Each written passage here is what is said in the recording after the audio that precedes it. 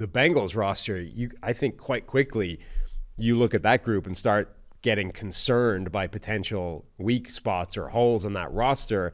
And the only thing that's making you feel good about Cincinnati is, well, they've still got Joe Burrow and Jamar Chase and T. Higgins, so it'll be fine, right? But the roster itself, I don't think is in great shape, certainly relative to like Cleveland. Again, the only argument for having them above is Joe Burrow is a lot better than Deshaun Watson right now. Yeah, I like Cincinnati's roster overall, though. I mean, I think they're fine in that top 10 mix. It would be interesting if we did just say take the quarterback out of it. Like Right. if you were able to be disciplined and take the QB out of it. But I do think that the receiver room of Chase and Higgins as a starting point is huge. The offensive line being back, again, seemingly improved, looks like the offense is one of the better ones in the NFL for Cincinnati. And then defensively, do I have some question marks for, pass rush help for Trey Hendrickson or losing a DJ Reader? Absolutely.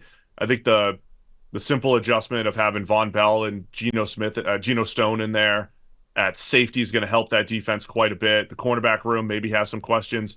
So yeah, there are some questions there, but I like the Bengals roster overall, but certainly having a healthy Joe Burrow sitting atop that makes it, closer to, roster 8 like we have listed here. Like the star power and the depth of that defense compared with Cleveland's defense, I think is night and day. I mean, the Browns at almost every single position are significantly better than even at the star power. Like the best player on the Bengals defense right now is Trey Hendrickson, and he's not as good as Myles Garrett. And the depth at every other spot is better on Cleveland's defense as well. So yeah, like you can paint a world where the optimal version of this Bengals defense plays okay, but again, like Philadelphia earlier, the players that they've identified to come in and take on bigger roles so far have not done a great job of that. Notably, Dax Hill and DJ Turner, those two guys, the two defensive backs who are like Dax Hill was sort of identified to step into a bigger role last year. DJ Turner is going to need to do it this year.